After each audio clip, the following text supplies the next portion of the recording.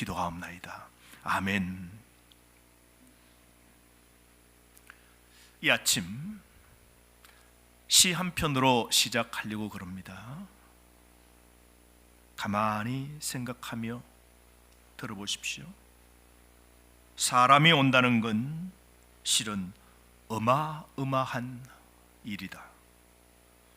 그는 그의 과거와 현재와 그의 미래와 함께 오기 때문이다. 한 사람의 일생이 오기 때문이다. 이 시는 정현종 시인이 쓴 방문객이라는 시입니다.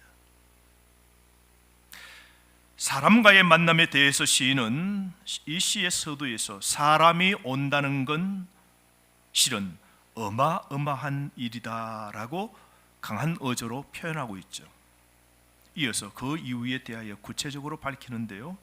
즉 만나는, 오늘 방문하는 사람의 과거와 현재와 미래, 그 일생이 함께 오기 때문이라고 합니다. 그 만남 때문에 나의 미래가 재설계될 수 있는 것이죠. 다른 말로 이 시는 사람의 만남의 가치가 얼마나 큰지, 그 만남의 가치가 아무리 강조해도 지나치지 않는다라는 겁니다. 우리의 만남 참 많죠. 부모와 자식 간의 만남이 있죠. 결혼하기 전에 남자와 여자의 만남이 있습니다. 학교에서는 스승과 제자의 만남이 있습니다. 직장에서는 상사와 부하의 만남이 있고요. 교회에서는 목사와 성도의 만남이 있습니다. 제 동기 목사님이 연말이 되어서 성도에게 카드 한 장을 받았답니다. 근데 그 카드의 가슴이 참 뭉클했다는 이야기를 전해드렸는데요. 그 이야기를 듣고 저도 참 뭉클했습니다. 한 성도가 본교회 목사님에게 보낸 그 연말의 카드의 글은 목사님과의 만남이 저를 더 좋은 사람 되게 했습니다. 제 일생 목사님과의 만남이 저를 더 좋은 사람 되게 했습니다. 여러분, 이렇게 좋은 만남은 한 사람의 인생을 바꾸어 놓는 거죠. 우리가 결혼하기 전에 한 사람이 나에게 다가옵니다. 그 한 사람의 과거와 현재와 미래가 전부 다가오는 겁니다. 그를 통하여 내 인생의 현재와 미래가 달라질 수 있는 것이죠. 여러분, 이처럼 사람과 사람의 만남도 대단하고 신비로운 일인데, 하물며 여러분, 사람과 하나님의 만남이야말로 더 놀라운 일이지 않겠습니까? 예수님과의 만남, 우리 생애 속에서 그리스도가 나를 찾아오셔서 그 예수님과의 그 만남, 이건 어마어마한 사건이죠. 일생 중에 여러분, 하나님과의 이 만남, 이건 혁명이요, 이건 생애의 전복입니다. 보십시오. 예수님을 만나면 우리는 구원받습니다. 예수 만나기 전에는 우리는 죽은 자입니다. 어두움 속에 있었어요. 근데 그 예수님이 나를 찾아오셔서 그 예수님과의 만남을 통하여 나는 바꾸어져 빛에 거하고 하나님의 자녀가 되었습니다. 마귀의 신분에서, 지배에서 이제는 하나님의 자녀가 된 것이죠. 뿐만 아니라 우리가 세상에서 구원받았다는 것은 주인과 나라가 바뀌어졌다는 겁니다. 이제는 하나님이 주인이고 나는 그분의 종이고 자녀가 되는 겁니다. 만나러 오신 주님 때문에 이제는 그 주님을 영접하는 순간 하나님 나라로 진입하게 된 것이죠. 이제 빛의 나라, 하나님 나라, 천국에 속한 자가 된 것이죠. 그래서 여러분, 하나님을 만나면 인생의 목표와 표대도 이제 달라지는 겁니다. 세상 것, 진정한 보화를 만나고 보니 뭐예요? 아무것도 아닌 거예요. 그래서 세상의 모든 건 배설물로 보이고 오직 나를 구속한 주만 법의 보화로 보이고 나의 전부로 보이는 것이죠. 우리가 지난주에 보았던 9절 말씀을 보면 성도들의 정체성은 이제 달라졌는데요, 이 땅에서 우리의 삶은 하나님의 택하신 족속이요 왕같은 제사장으로 거룩한 나라의 백성으로 이제 그의 소유된 백성으로 사는 게 목표가 되었다라고 그랬죠. 하나님이 우리를 구원해 주셔서 산소망, 산돌이 되게 하신 목적이 하나님의 아름다운 덕을 전파하도록, 복음을 전하도록 우리를 구원해 주셨다라고 말씀하고 있지 않습니까? 이렇게 아름다운 덕을 선포하기 위하여 우리를 저 세상 속에서 죽은 곳에서 우리를 빼내어 하나님의 자녀 삼아주신 그 은혜가 얼마나 감사합니까? 그러므로 이제 하나님의 백성이 되었고 하나님 자녀가 되었고 영원히 사는 은혜가 우리 속에 있는 이 땅의 나그네로서 우리는 어떻게 살아야 될까요? 그러므로 하나님을 만난 우리는 이제 어떻게 구별되어 거룩하게 살아야 될까요? 첫 번째로 세상의 악한 쾌락을 멀리해야 됩니다. 그리스도인은 이 땅에 거주하지만 이 땅에 속하지 않습니다. 우리 이 땅에 잠시 살 겁니다. 나그네처럼 잠시 삽니다. 외국인처럼 거류자처럼 잠시 머무는 것입니다. 그러다 우리는 영원한 천국에 들어가는 겁니다. 그래서 우리는 이 땅에 지금 잠시 사는 겁니다. 이 땅의 영원한 소속으로 이 땅에 우리가 머물러 살지는 못합니다. 그러므로 나그네로 이 땅에 살고 있는 성도는 어떻게 살아야 되는지 11절 말씀 우리에게 분명하게 하나님이 말씀하시죠. 우리 다 함께 읽어봅시다. 사랑하는 자들아, 거류민과 나그네 같은 너희를 권고하노니 영혼을 거슬러 싸우는 육체의 정욕을 제어하라. 여러분, 베드로전서의 특징이 뭐냐면요, 우리 성도의 아이덴티티, 정체성을 말합니다. 그건 뭐냐면 나그네라고 우리의 신분을 밝히고 있죠. 1장 말씀에 보면 우리는 흩어진 나그네라고 그럽니다. 그러니까 우리는 어떻게 살아야 되는가? 나그네라는 의식을 늘 갖고 살아야 됩니다. 여러분, 이 땅에 우리가 살 때요, 천국 갈 준비하며 살아야 됩니다. 늘 돌아갈 본향을 생각하며 사십시오. 이곳에서 천년 만년 살 것 아닙니다. 우리 사는 것도 이곳에서 영원히 주어지는 게 아니에요. 우리 깜빡하면 갑니다. 제가 알고 있는 SFC 대학교 학교 선배가 말입니다. 대학 교수입니다. 지난주간에 강의를 하고 난 다음 심장이 자꾸 따갑고 숨이 가빠더랍니다. 숨이 막 차고 가니까, 그래서 아이고 이거 뭐 갑자기 왜 이러지? 내가 나이가 들었나? 날씨가 지금 좀 추워서 그러지? 그리고 점심때가 되는데도 심장이 좀 따끔거리고 숨이 차더랍니다. 그래서 좀 이상하다, 이게 더 마음적으로 느껴지는 겁니다. 그래서 점심 먹고 난 오후에는 조교를 통해서 병원으로 가게 된 겁니다. 병원에 갈 때 의사가 큰일 날 뻔했다, 심근경색 싹 왔다는 겁니다. 그러니까 피가 저기 막히고 해서 스텐트 시술을 했다는 거예요. 야, 그러면서 그분이 페이스북에 글을 남긴 겁니다. 야, 나 이제 정신을 좀 차리게 되었다. 학교에 가르치는 일에 분주하고 운동하는 일들도 놓치고 빵을 그렇게 좋아했답니다. 빵 좋아하시는 분들 잘 생각하세요. 영국에서 긴 유학 동안 빵에 빠져 살고 아침도 빵이고 빵을 즐겼는데 빵이 또 그렇게 안 좋대요. 빵 좋아하시는 분들 어떻게 하죠? 끊으세요. 그분이 나 이제 빵 줄이고 운동해야 되겠다. 그리고 깨달은 게 뭐냐면, 야, 나 언젠가는 가구나. 이게 확 들었답니다. 주님이 언젠가는 나에게 오셨어. 주님이 탁각하고 내 생애의 시기를 딱 멈추면 손 쓰지 못하고 나는 그냥 이 땅은 접어야 되는 겁니다. 여러분, 우리 모두 다가 한겨의 시간을 가지고 살고 있습니다. 제한된 시간을 삽니다. 나그네입니다. 오늘 여기 분명히 11절 말씀에 거류민과 나그네라고 말씀하고 있죠. 거류민이 뭡니까?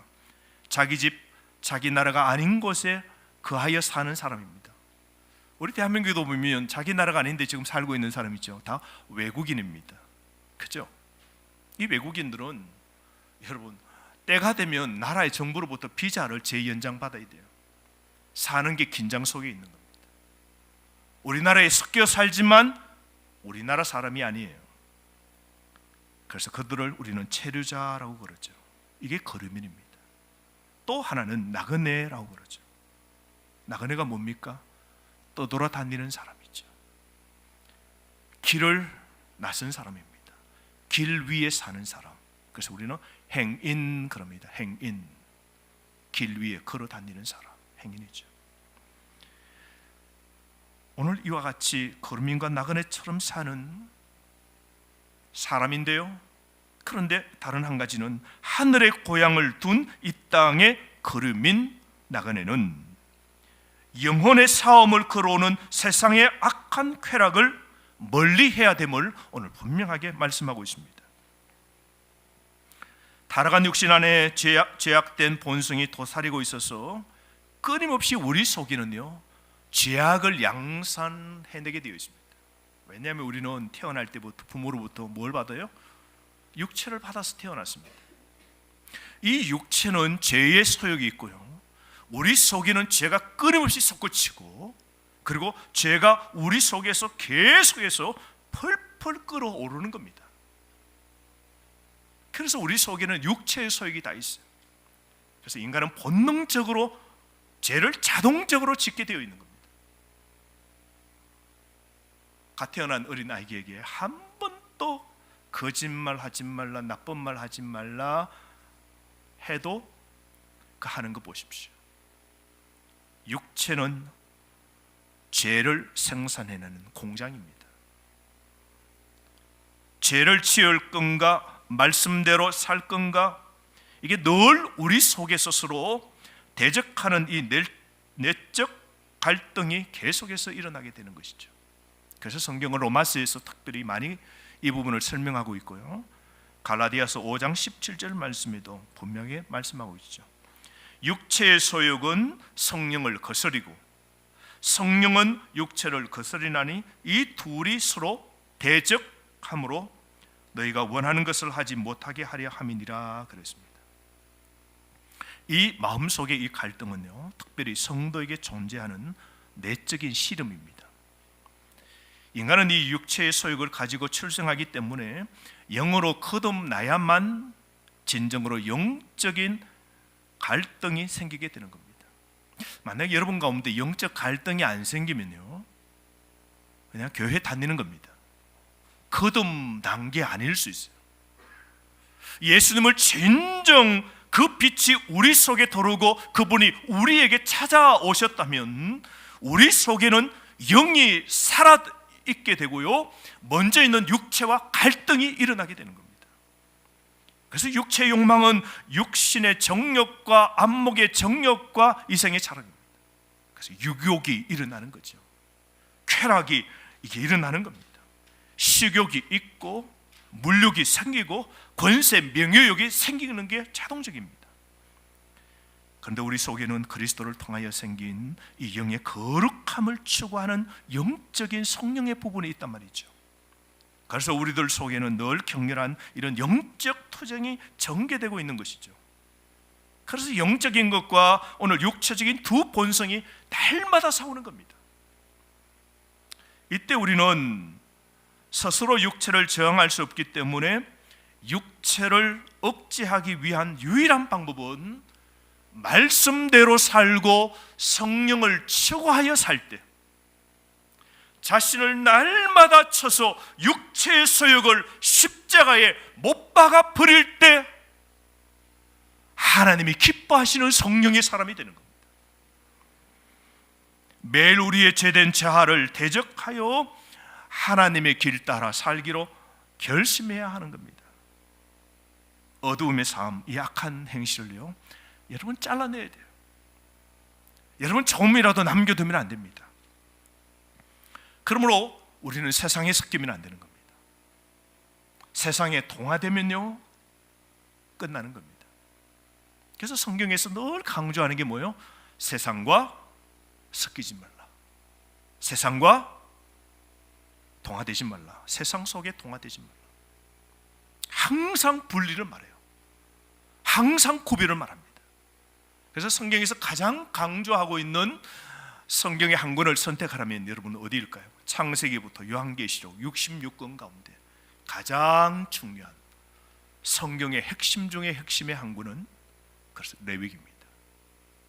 레위기의 주제는 거룩입니다. 그래서 레위기 하나님의 백성은 어떻게 살아야 됩니까? 거룩하게. 전에는 먹는 것 함부로 다 먹었어요. 그런데 하나님의 거룩한 백성이 된 그때는 이제는 어떻게 돼요? 먹는 것도 먹지 말아야 할 것과 먹는 것이 분리되는 겁니다. 해야 되는 것과 하지 말아야 될 게 분리가 됩니다. 모든 12달 365일이 있습니다.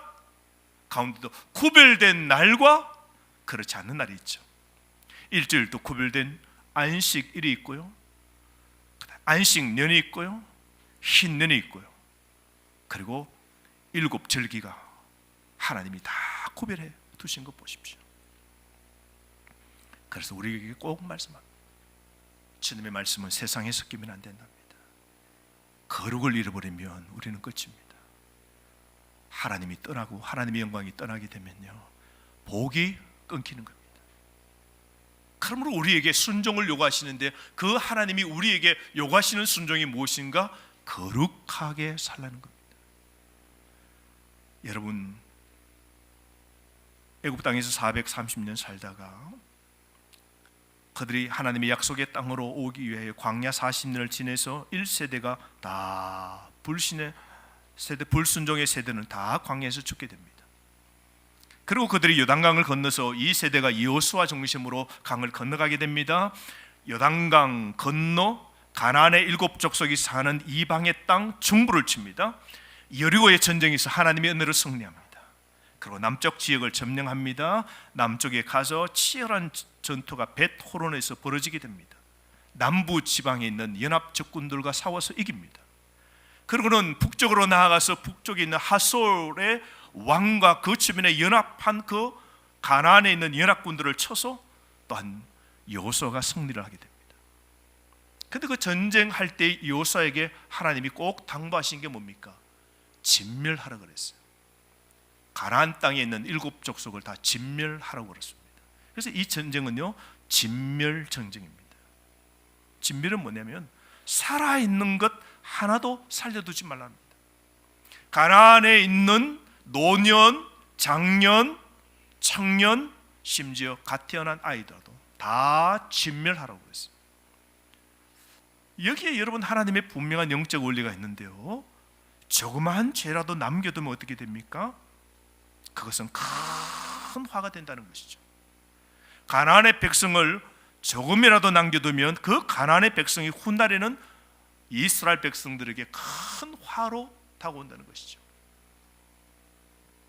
그래서 하나님께서는 신명기 7장 1절 2절 말씀에 보면 진멸전쟁이라서 거룩한 공동체를 병들게 하고 파괴시키기에 가나안 땅에 있는 백성을 다 진멸하라 그랬어요.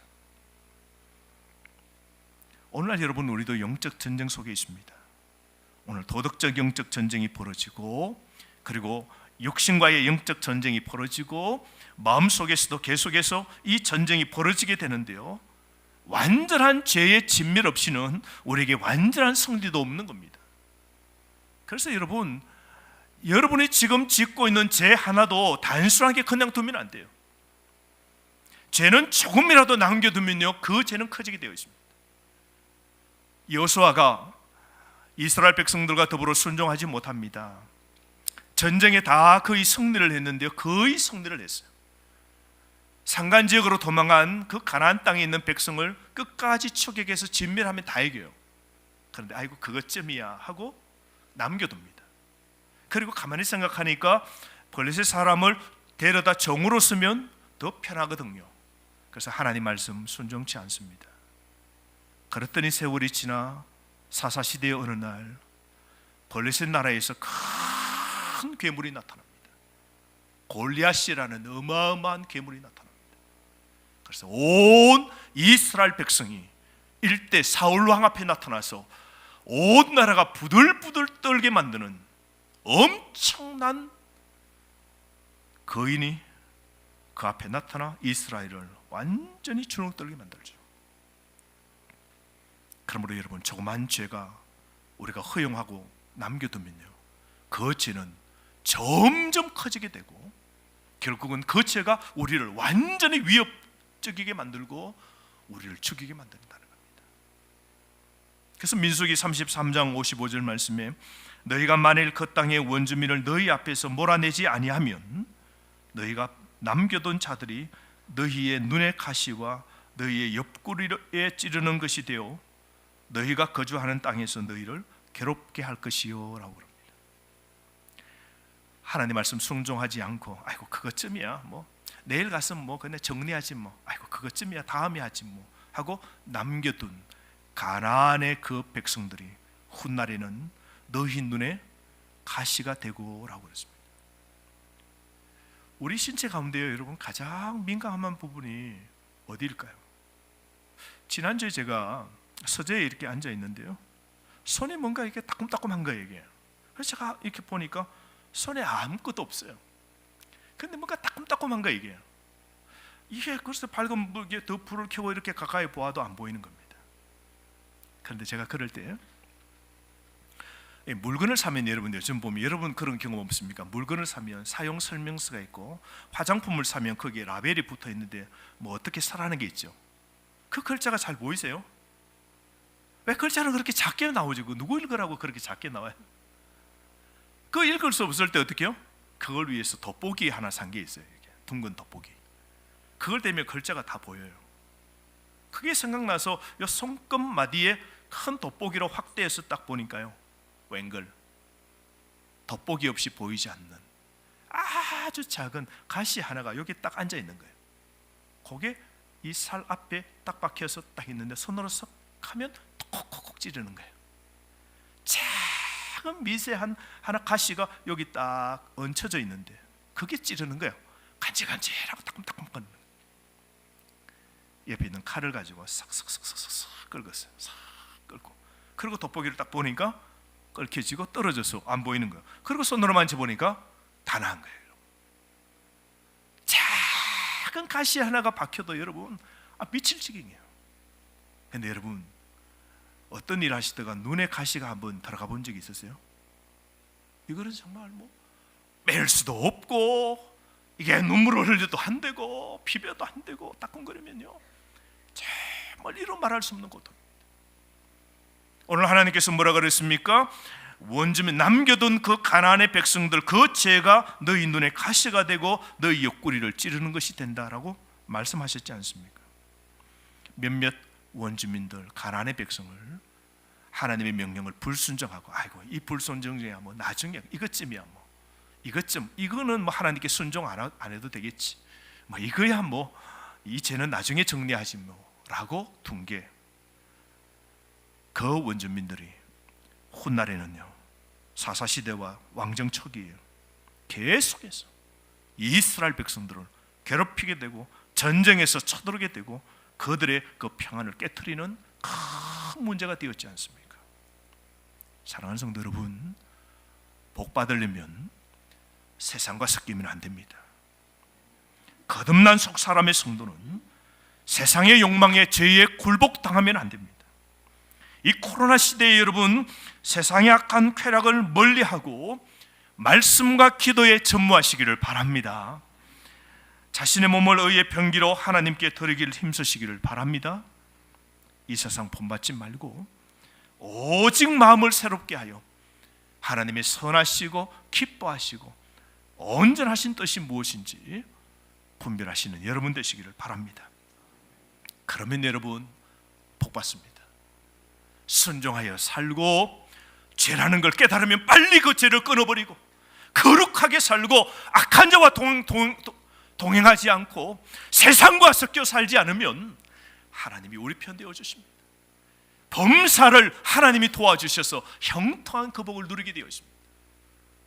주님과 동행하고 빛대로 살고 거룩하게 살아서 도와주시는 하나님의 은혜로 하는 일마다 범사가 형통하고 오늘 영적 전쟁에서도 승리하시는 저와 여러분 되기를 주의 이름으로 축원합니다.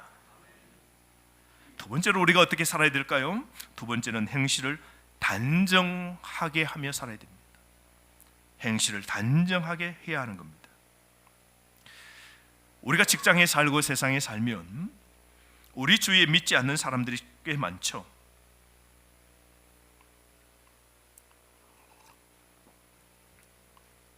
우리가 아는 친구들, 교회 다니는 사람이 많나요? 교회 안 다니는 사람이 많습니까? 직장에서 우리가 만나는 어떤 모임에서 우리가 세상에서 이웃과 더불어 살 때 우리 주변에 믿지 않는 사람들이 있죠. 그런데 여러분, 그들은 어쩌면 여러분이 잘못 살고 있다고 말하는지도 모릅니다. 교회에서는 다 거룩하고 거룩한 척 할 수 있어요. 근데 우리가 이제 세상으로 들어가 살 때 세상 사람들, 교회 안 다니는 사람이 나를 평가할 때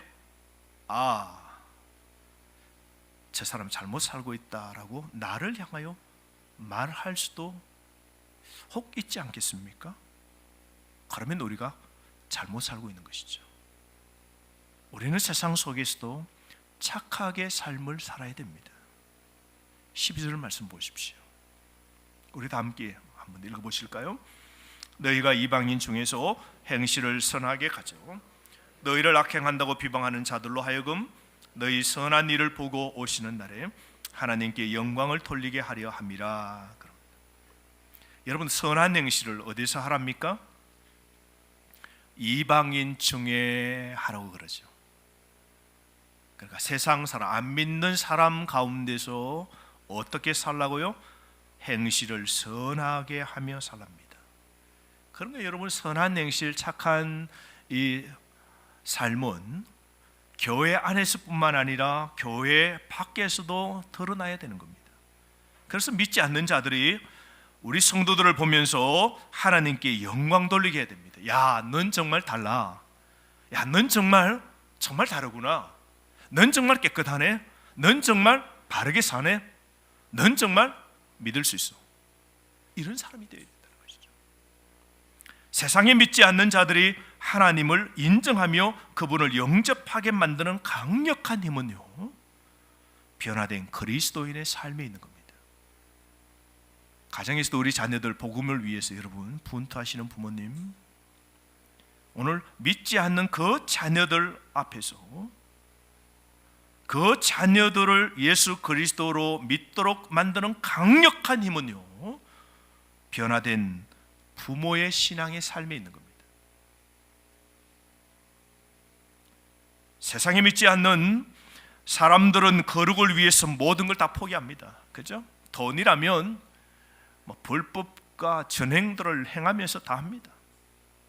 거룩을 다 포기해버려요. 세상에 믿지 않는 사람은 자기가 원하는 걸 이루고 세상의 모든 걸 얻기 위해서는요, 불법을 다 행합니다.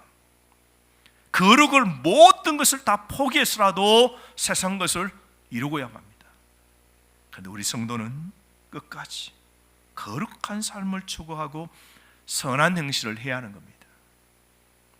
에베소서 4장 24절 말씀에 보면 우리의 선한 행실을 어떻게 살아야 되는 건지 쭉 말씀하고 있는데요, 하나님을 따라 의와 진리의 거룩함으로 지으심을 받은 새 사람을 입으라.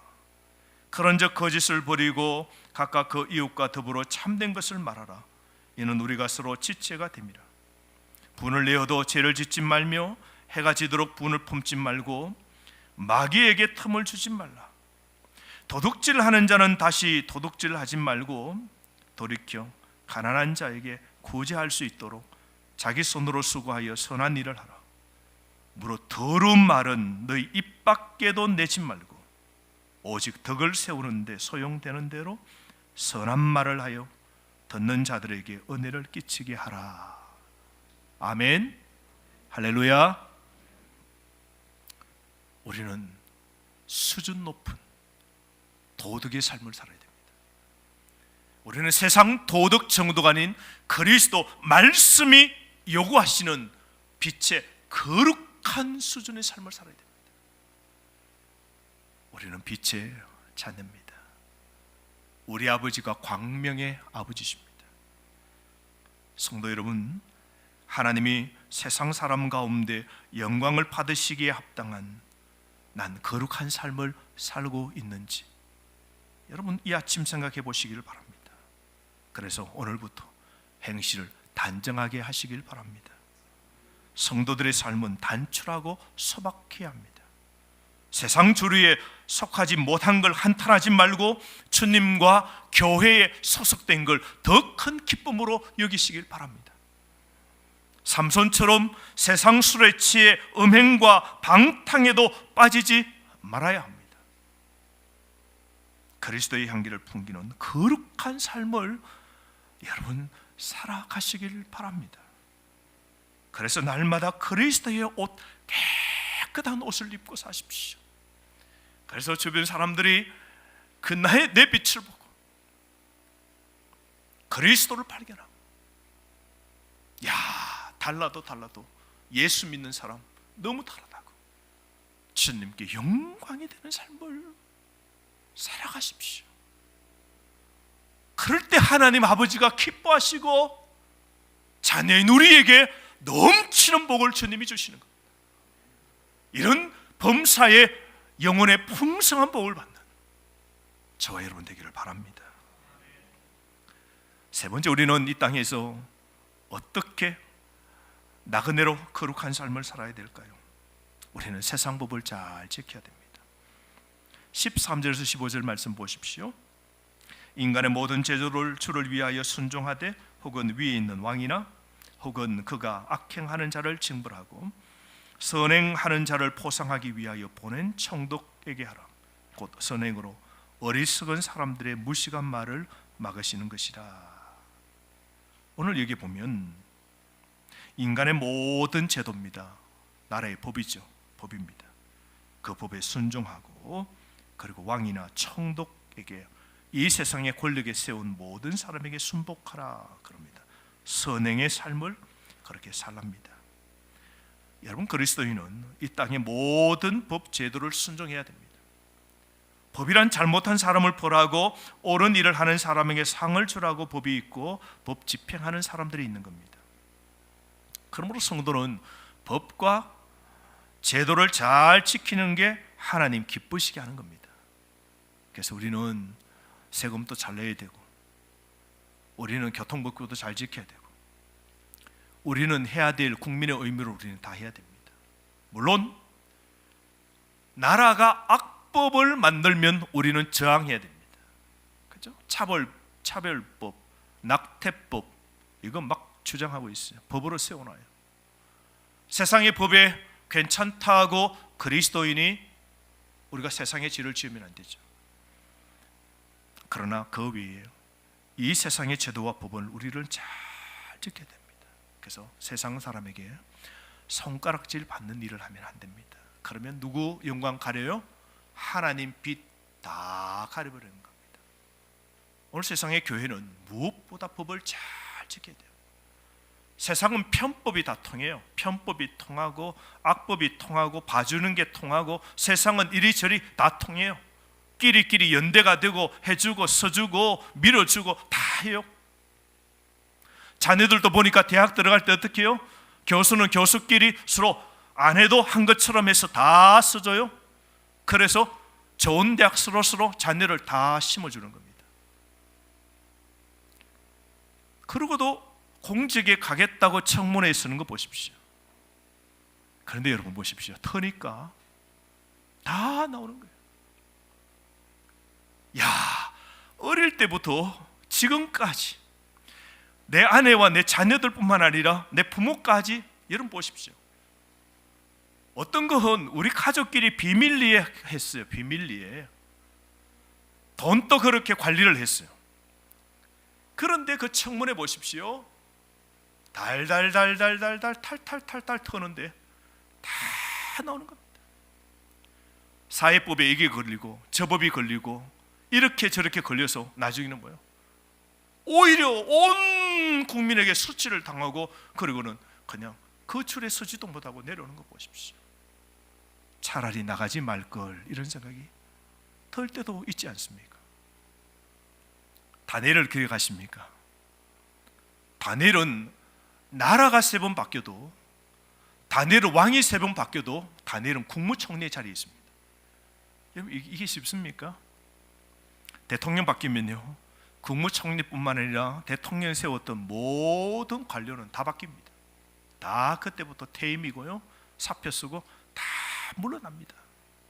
다니엘은 왕이 3번 바뀌어도 다니엘은 국무총리로 왕 옆에 있기 때문에, 이게 보통 사람은 할 수 없는 그 지혜와 그리고 정직과 공의가 살아있는 하나님의 사람 다니엘이 어떻게 살았음을 우리는 알 수 있는 것이죠. 근데 그 주변에 있는 사람들이 얼마나 시기할까요? 다른 총리들과 지방 장관들이 이 나라 일을 처리하는 과정에서 어떻게 하면 저 다니엘을 걸고 넘어져서 저 사람을 고소할 수 있을까, 그렇게 모함하기에 골똘합니다. 이것저것 다 틀어봅니다. 사람을 보내고 뒷조사를 다 해요. 그런데도 다니엘은 전혀 잡힐 게 없는 겁니다. 아무리 허물을 찾아내려고 해도, 또 잘못을 발견하려고 해도 도무지 찾아낼 길이 없게 되는 겁니다.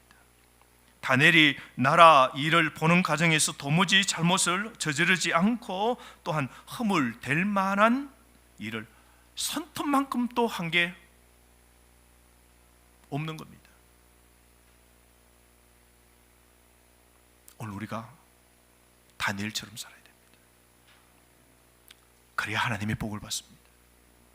교회는 세상의 비방을 막을 수 있는 거룩함을 유지해야 하며 법을 지켜야 합니다. 준법 시민이 되어야 됩니다. 신앙 외에는 고발당할 근거가 없도록 거룩하게 정결하게 이 땅에서 우리는 살아가야 됩니다. 이 땅에서 여러분 살아가는 동안 우리의 정체성을 잃지 맙시다. 우리는 하나님의 종입니다. 내가 주인이 아닙니다. 그래서 내 멋대로 막 살면 안 돼요. 내 멋대로 사는 건 다 하나님께서 다 심판받습니다. 내 인생의 주인은 누구라고요? 하나님이십니다. 오직 하나님의 종으로 여러분 사시기를 바랍니다. 그래서 16절 말씀, 너희는 자유가 있으나 그 자유로 악을 가리는 데 서지 말고 오직 하나님의 종과 같이 하라 그럽니다. 하나님이 주신 자유로 마음껏 우리가 선택하고 살 수 있지만, 주신 자유로 죄짓고 악을 행하지 말고 주인이신 하나님께 복종하면서 죄짓지 않는 거룩한 삶을 살아야 됩니다. 그래서 또 구체적으로 우리는 어떻게 살아야 할지 17절 말씀에 보면, 모든 사람을 공경하고 형제 자매를 사랑하며 바른 권위자들을 존중하라고 그럽니다. 사랑하는 성도 여러분, 우리는 세상의 걸음인 나그네입니다. 우리는 본향을 향하여 지금 걸어가고 있는 겁니다. 우리도 부른간 우리의 심장이 심근 경색처럼 쿡 하고 막히는 날, 우리는 이 땅 소풍 끝내고 심판자 되시고 상 주시는 하나님 앞에 우리가 서게 될 겁니다. 그 본향을 향해 지금 또 뚜벅뚜벅 걸어가게 되는데요, 위의 것을 생각하고 땅의 것을 접는, 땅의 것을 생각하지 않는 삶 살아가는 저와 여러분 되기를 바랍니다. 그래서 오늘 다시 한번 기억합시다. 세상의 악한 쾌락을 멀리하고 행실을 단정하게 하고 세상 법을 잘 지키면서 하나님의 종, 주님을 주인으로 나는 그분의 청직임을 깨닫고 늘 겸손하게 그렇게 살아가기를 바랍니다. 우리는 세상을 거스르는 나그네입니다. 여러분, 흐르는 물을 거슬러 올라가는 건 산물고기입니다. 살아있는 물고기는 더 맑은 물로 상류를 향하여 거침없이 그 파도를 치고 올라가는 겁니다.